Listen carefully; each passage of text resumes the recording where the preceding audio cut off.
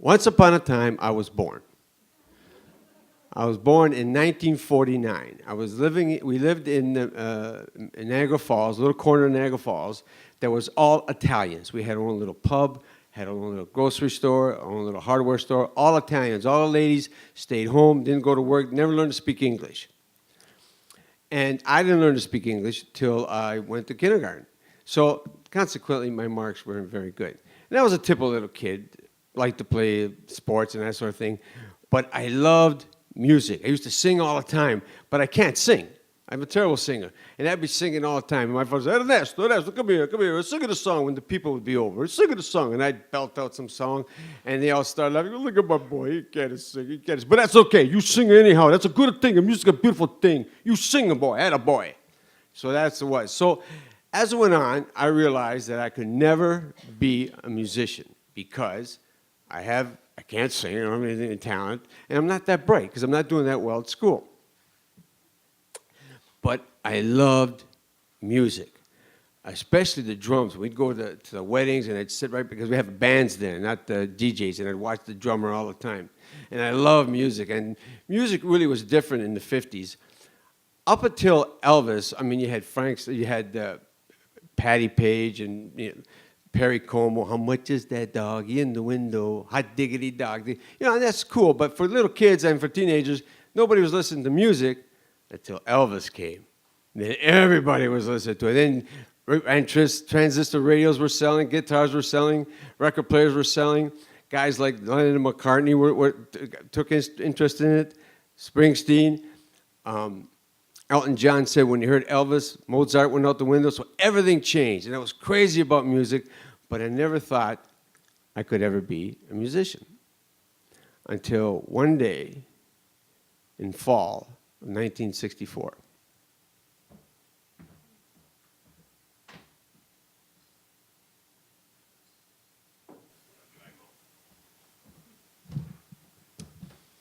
I was in my basement, listening to my favorite song at the time, Pretty Woman by Roy Orbison.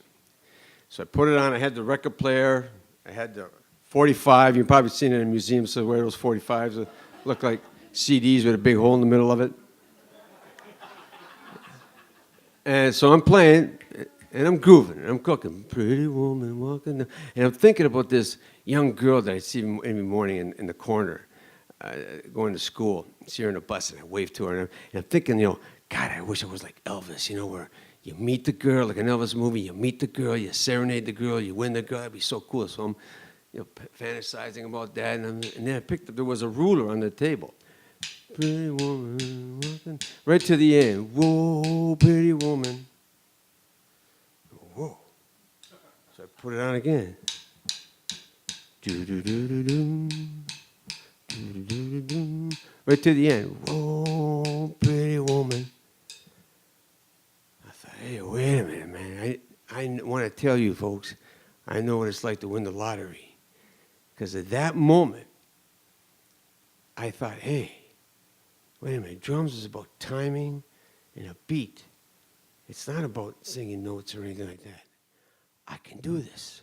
I can learn to play the drums. I went out of my mind. I went up to my father and says, Pop, I want to take drum lessons. Hey, what's the matter for you? Are you crazy? The drummer?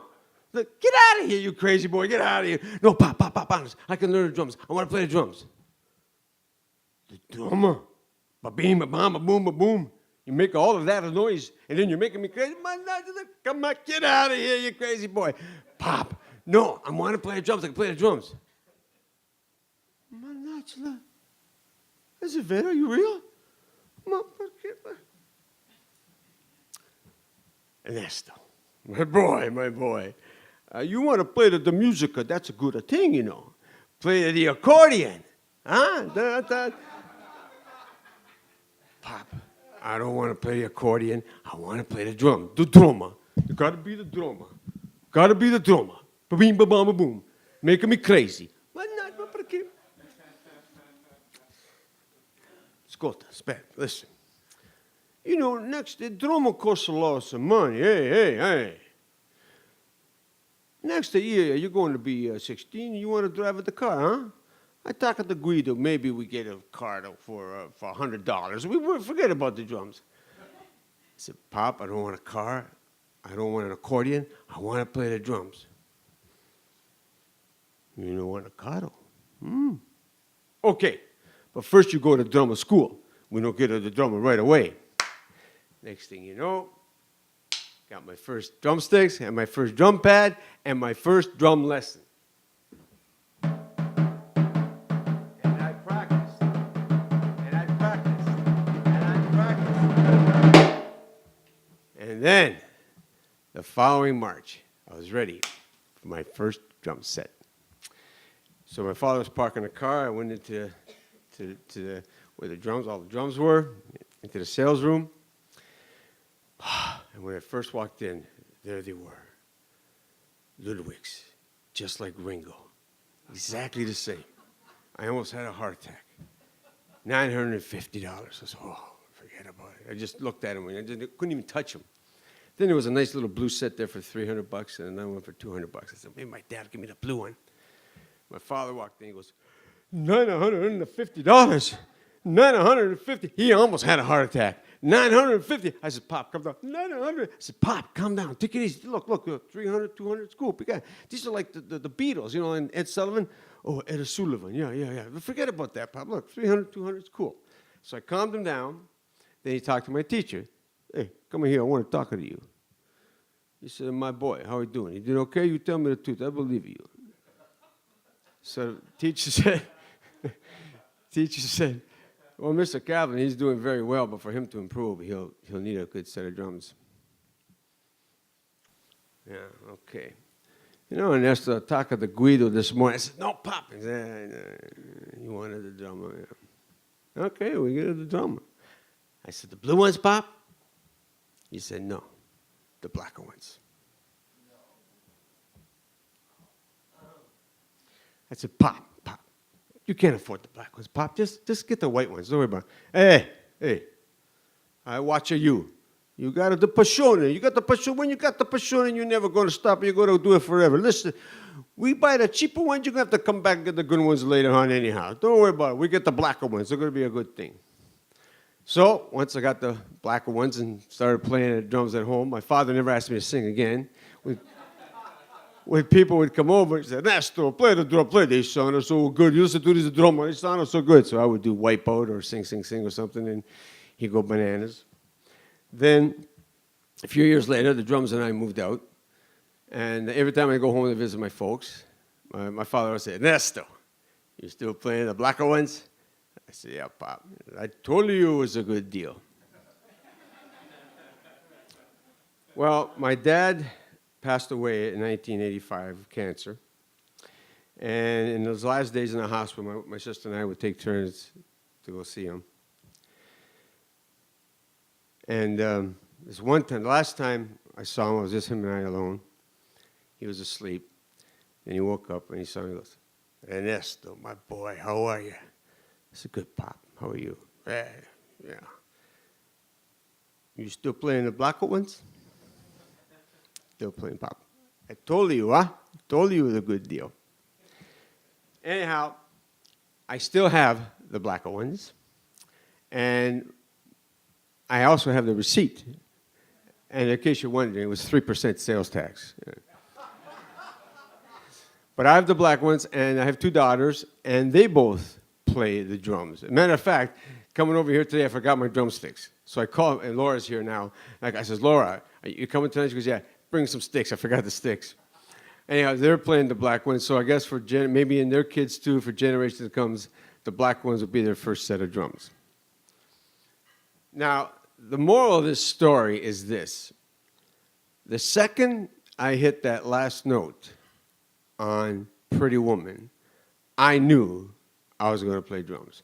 I didn't want to be drummer for the girls, or I learned the piano for that, but I played the drums because I wanted to make this sound.